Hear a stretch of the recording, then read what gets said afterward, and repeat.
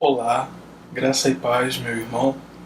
Vamos refletir hoje no texto de Hebreus, capítulo 3, versículos 12 e 13.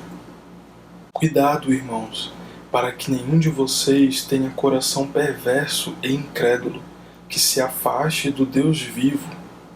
Ao contrário, encorajem-se uns aos outros todos os dias, durante o tempo que se chama hoje, de modo que nenhum de vocês seja endurecido pelo engano do pecado.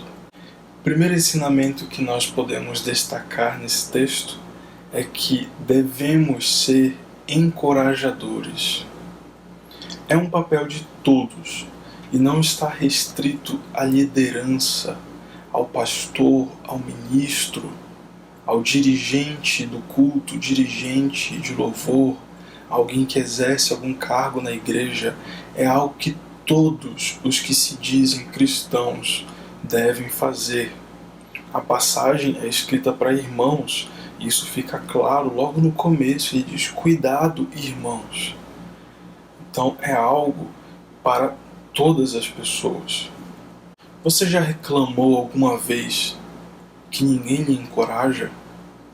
Você já reclamou alguma vez que parece que ninguém vai até você para lhe dar uma palavra de ânimo, para perguntar se está tudo bem, para lhe ajudar em alguma coisa, lhe passar alguma instrução sobre a palavra? Seja essa pessoa. É isso que o texto está dizendo.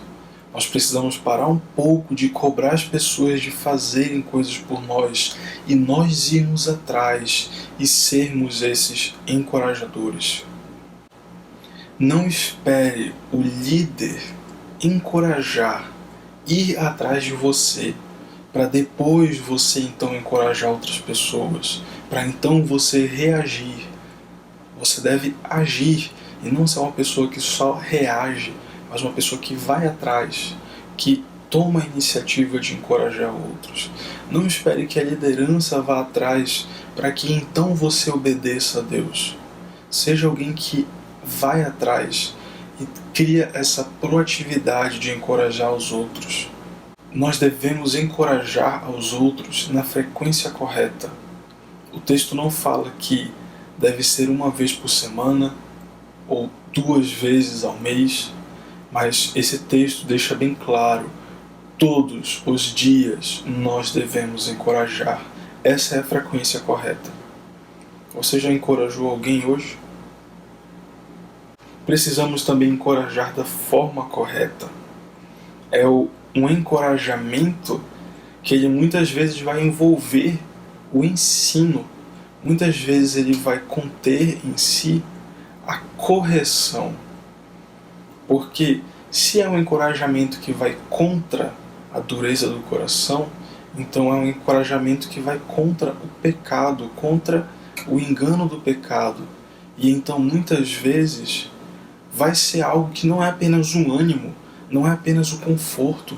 Muitas vezes esse encorajamento pode e deve abranger uma palavra um pouco mais séria, mas encorajando, um ânimo que também critica construtivamente, de uma forma a edificar, a construir, e não a desconstruir ou ferir outra pessoa com as palavras.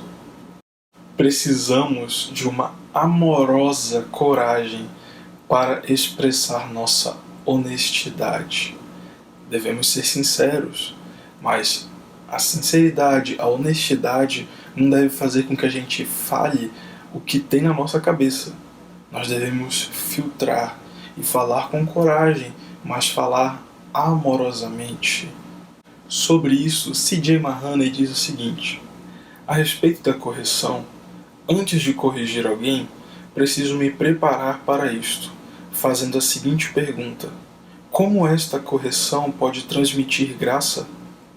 Isso não significa que devamos evitar corrigir, ou que devamos enfeitar a verdade ao corrigir, mas devemos nos preparar para conceder graça quando corrigimos, e devemos dar esperança em meio à correção.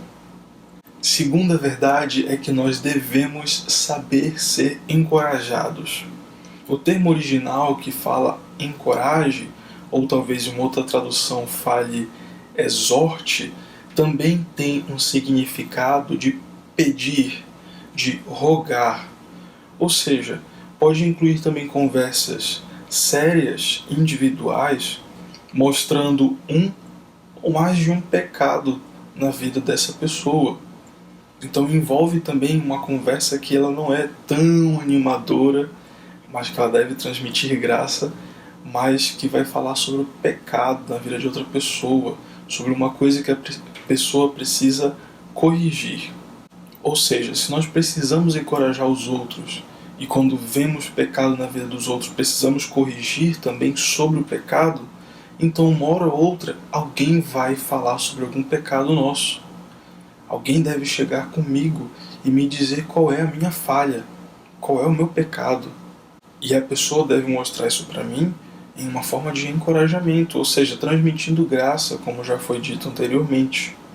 Mas por que nós precisamos saber ser encorajados? É porque nós temos uma visão distorcida de nós mesmos, muitas vezes.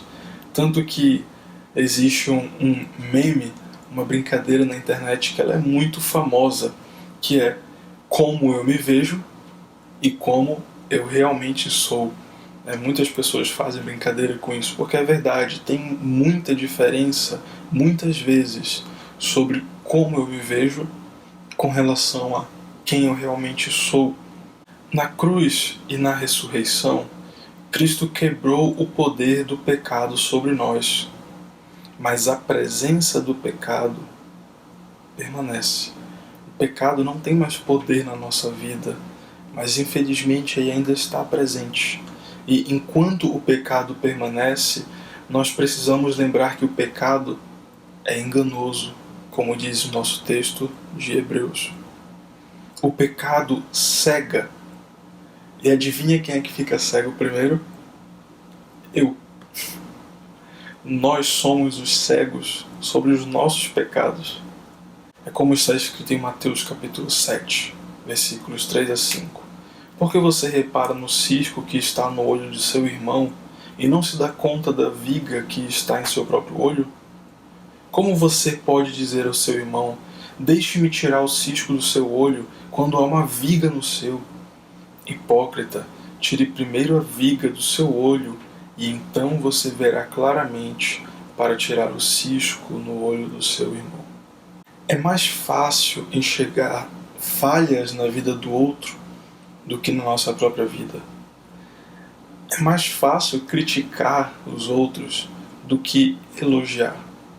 E por isso também é muito mais fácil nós conseguirmos resolver problemas na vida do outro, enquanto que as nossas vidas continuam com vários problemas. Por isso também que é tão necessário que nós saibamos não só fazer críticas, como muito mais recebê-las quando direcionam a nós.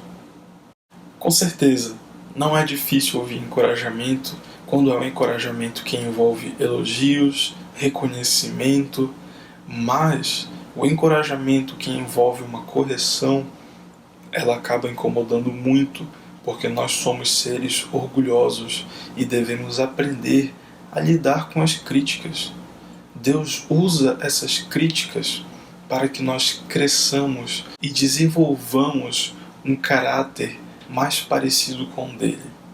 Paul Tripp diz o seguinte: pessoas que são cegas fisicamente estão sempre conscientes de sua deficiência e passam grande parte de suas vidas aprendendo como viver com suas limitações. Mas a Bíblia diz que podemos ser espiritualmente cegos e, no entanto, pensar que enxergamos muito bem. Ficamos até ofendidos quando as pessoas agem como se enxergassem melhor que nos enxergamos. Mas a verdade é que as outras pessoas realmente enxergam melhor do que nós nos enxergamos.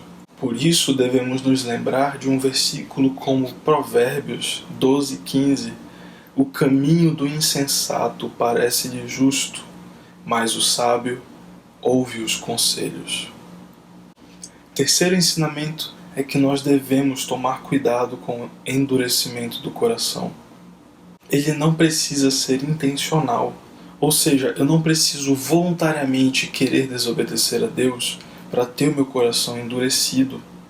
Basta que eu não faça nada, e então com certeza eu serei enganado. O termo endurecer, ele se apresenta em uma forma passiva e não ativa. Como assim? Uma forma ativa seria dizer que eu endureço, ou seja, eu que faço isso acontecer. Uma forma passiva, ele diz que eu sou feito endurecido, ou seja, como se outra pessoa fizesse isso em mim e eu não preciso fazer nada. Ou seja, eu não preciso endurecer, eu só preciso deixar ser endurecido. Significa que se eu simplesmente não luto contra os meus pecados, então eu vou ser enganado, porque é uma batalha. Não existe um acordo de paz. Se eu não estou lutando, então eu estou sendo derrotado.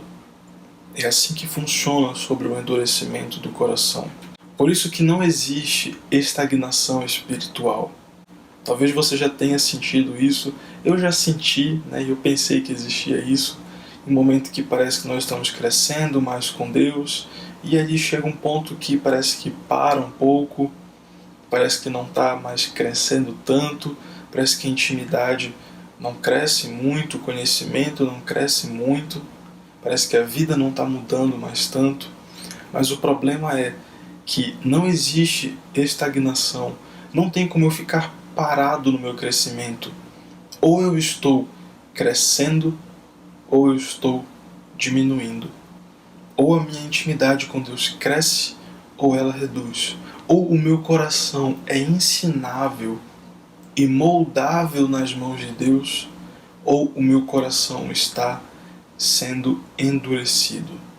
Interessante observar também que a própria falta de vontade em cumprir o que esse versículo diz, a própria falta de vontade de querer encorajar a outros, revela que o meu coração está duro ou que ele está sendo endurecido. É como disse João Calvino. Ele nos chama hoje que nossa resposta seja mais prontamente possível. A fé não existe exceto onde haja tal prontidão em obedecer. O que você vai fazer depois dessa reflexão?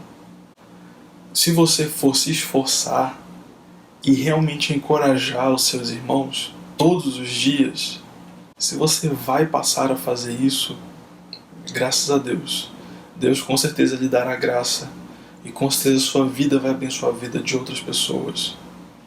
Mas se você não se dispuser a fazer isso, se você simplesmente não quiser encorajar os outros, então isso já revela que o seu coração está sendo endurecido, ou que talvez o seu coração já esteja duro. Então eu gostaria de sugerir 3 coisas a você, meu irmão.